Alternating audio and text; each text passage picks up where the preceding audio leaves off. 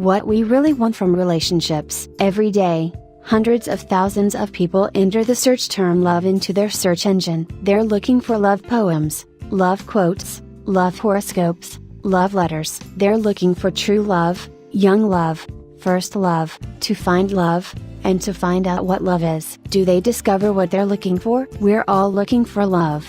In one form or another, whether we realize it or not, we spend most of our lives yearning to be loved enough, and getting it is never as simple as we think. Money can't buy love. Even though love is commercialized all around us, candy hearts at Valentine's Day, soft teddy bears in hospital gift shops hugging plush hearts, heart designs on underwear and Hallmark cards and paper coffee cups, we're still missing it in our lives. We can buy a heart-shaped balloon, tie it to a heart-shaped paperweight and place it on our desks to look at every day.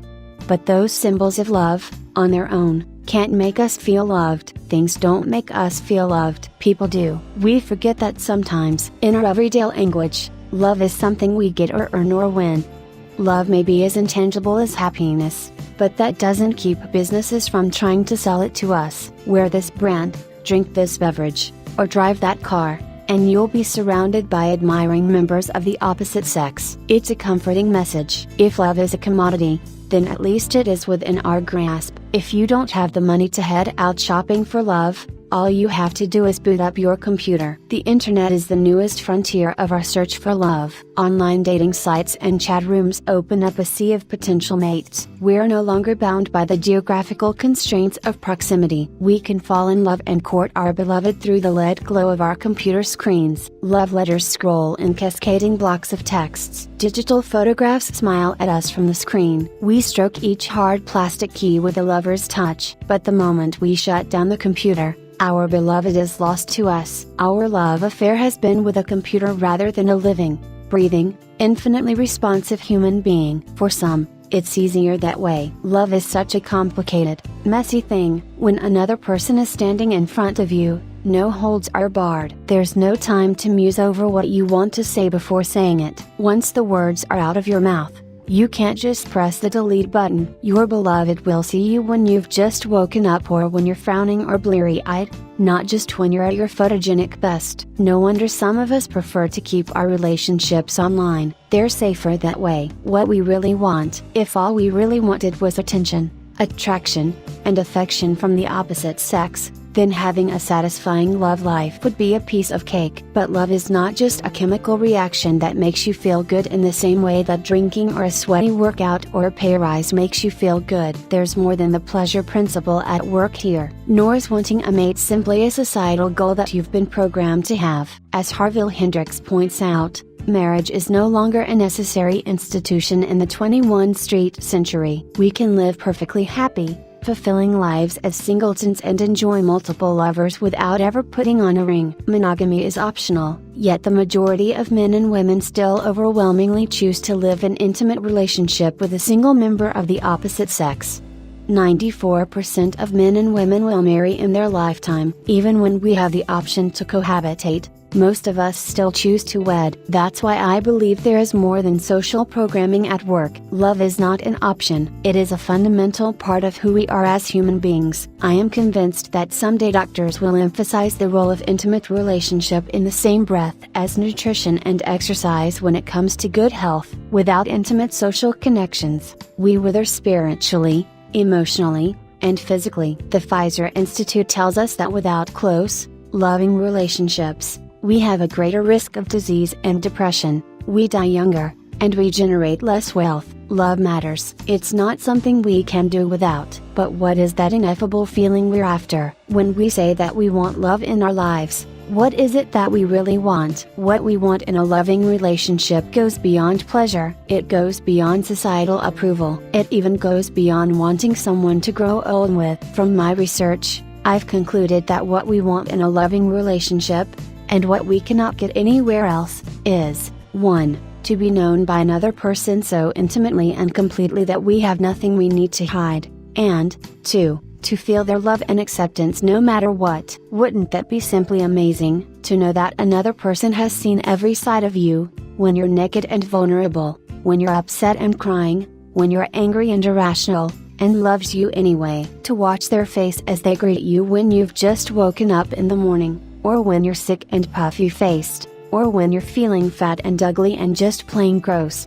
And see a warm smile spread over their features, and the angel they see in you as reflected in their eyes. It's the kind of unconditional, committed love that, if you were lucky, you experienced as a child. Hopefully, you knew back then that no matter what you did or what mistakes you made, your parents would love you anyway. You knew that even when you grew up and left home and were no longer part of their daily lives, they'd still love you just as much. In an age when images of perfection bombard us from all directions, when competition is fierce for contracts, careers, and connections, it's nice to know that there is one place in your life where you don't have to compete. It's nice to know that there is one place where you don't get marked down if you don't measure up. We all need to experience that warm, fuzzy kind of love that makes us feel safe, cherished, and serene. But you can't get that kind of love by buying the latest beauty product to make you desirable to men. Your looks won't last. You can't get that kind of love by hiding aspects of yourself that may be off-putting to your partner or keeping parts of your life hidden so that you remain mysterious. The minute he sees the real you, he'll be gone. Let's face it, there are a lot of reasons for a man to judge you and find you lacking. Maybe you have a few extra pounds. Maybe you have a secret passion for John Travolta. Maybe your underwear drawer resembles your granny's. All of us have aspects of ourselves that we're ashamed or embarrassed of. We fear that if a man finds out about them, he'll be repulsed. That's why the initial stage of attraction is so much easier than building a committed relationship. We can all put our smiley faces on and go out and have a good time for a few hours, especially after we've spent hours running between the bedroom and the bathroom to select the perfect outfit and finish our hair and makeup. A sexy appearance masks your flaws, real or imagined, and emboldens your inner flirt. Attracting a man is easy. Attracting love is not. How to attract the opposite sex. We all have a lot of ideas fed to us by the media and popular culture about what attracts men. Science has even come up with a list of characteristics that men are biologically programmed to find attractive. Here are just a few: youth, curvy figure, shiny hair, white teeth, energetic, fun-loving, sparkling eyes, clear skin. These characteristics are indicators of fertility and the ability to bear healthy offspring. A man will feel sexually attracted towards a woman with those characteristics, because he's biologically programmed to see her as a fit mother for his children. In other words, the common denominator is sex appeal. But what if you're past the age of bearing children? Should you just write yourself off because you can't reverse the process of aging and look 25 again? And what if you're super attractive and you're frustrated with men who only want you for sex? There are a lot of attractive women out there who still don't have the love they want, just as there are a lot of mature women still have much to offer a man. A man has to desire you on a physical level for there to be the potential of something more. But being able to flick a man's biological switches isn't much help if you want to attract men on a higher level. Sexual desire is simply the jumping off point. That's where we can get confused. If only I were younger / sexier / skinnier, we think, then men would fall in love with me, then I would get the boyfriend / lover / husband of my dreams. I hate to break the news, but enticing a man to desire you until he's out of his mind with lust is not the same thing as making him fall madly in love with you. As flattering as it may feel, a man's sexual arousal is just that, sexual, not emotional, not intellectual, not spiritual. Create love, not desire. Creating love is an art that's becoming lost to us as our dance of courtship becomes more prescribed by commercialism than by the simple value of human connection. Articles, books, and programs teach us how we should sell ourselves to the opposite sex. First dates end up like job interviews. As Lee Lowndes laments, there is sociological truth in the harsh adage, everybody's got a market value, baby. But would you feel loved? Love is not the same thing as desire. We've been led to believe that if a man wants us, that means he loves us. But wanting to sleep with someone is not the same thing as wanting to honor and cherish them for a lifetime. If you set out to find your perfect mate by making yourself sexier, you'll simply attract men who want to have sex with you. We don't need more books teaching us how to be sexy. Most of us are actually pretty smart when it comes to understanding what is attractive to the opposite sex. Movies, television programs, women's magazines, and advertisements educate us even if our parents did not. Wear that brand of cosmetics, or that brand of clothing, or that brand of perfume. Go for Botox, breast implants, bleaching. Shape your body through yoga or Pilates or the latest aerobics craze. Be confident and mysterious and hard to get. Avoid displaying the slightest hint of neediness and make sure your social calendar is always busy. Those techniques do work. They work fantastically to attract men on a sexual level so that they all desire you and elbow one another in their attempts to be the guy who gets you. For some women, that's enough. But if you're one of those women who wants more than that, if you're one of those women who wants to feel completely, utterly, unconditionally loved down to the tips of her toes, if you want what your grandparents had, that kind of love that endures past the golden anniversary to the twilight of their days, then you're ready for what I have to say. The principles for attracting love. If you want to have more love in your life, you're going to have to make yourself more lovable and more loving. And it's a lot harder than you might think. Many of us are fantastic at applying our makeup but horrible about allowing ourselves to be emotionally vulnerable. We know how to choose the perfect outfit to enhance our features, but we don't know how to open a conversation about where our relationship is going. We read magazine articles about how to be great in bed, but we're not so great at dealing with the bad times in a relationship. If you really want the kind of love that I talked about earlier, the kind that embraces everything you are, then it's time you started building a different skill set. Stop focusing on attracting men sexually,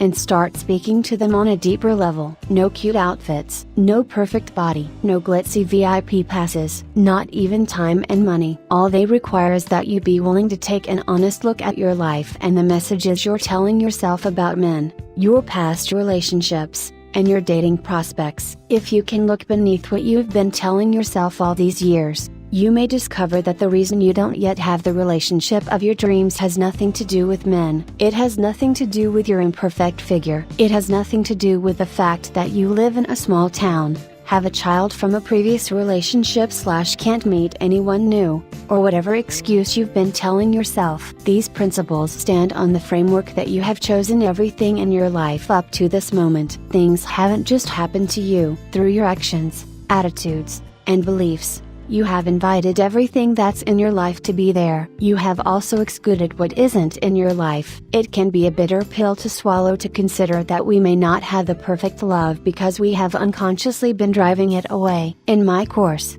I'll show you exactly how this happens and what you can do to correct it. All I ask is that you don't take the easy route and believe that the only thing standing in the way of attracting the perfect guy is your looks. If becoming prettier were the answer to attracting men, then supermodels would have amazingly fulfilling love lives. Instead, the Kate Mosses of this world can hook up with losers as easily as any of us. Give up the belief that what you need to attract men is to lose weight, erase your age lines, dye your hair, or get a new wardrobe. That's all the advertising you've watched since childhood speaking through you. It's distracting you from the hard work that needs to be done on yourself, healing you of the hurt, pain, and resentment that's blocking you from a fully loving relationship with a man. If you want your life to be different, you can't keep waiting for something to happen. Mr. Right won't come walking into your life until you get up off your seat and open your heart's door for him. So if you can entertain the idea that you are the only thing standing in the way of your finding love, then you are ready to turn your love life around, immediately. You may find that once you finish my course, the way you think about attraction will have undergone a radical shift. You may find that you feel freer to be yourself and embrace even those flaws that others say should disadvantage you. Best of all, you may start hearing people comment that you have a glow about you. Everyone from eligible men to small children may be attracted to you without being able to explain why. I have so much more I want to tell you, but that comes soon, I promise. Well, that's all for now. If you would like any further advice, click the link below. All the best in life and love. Thank you.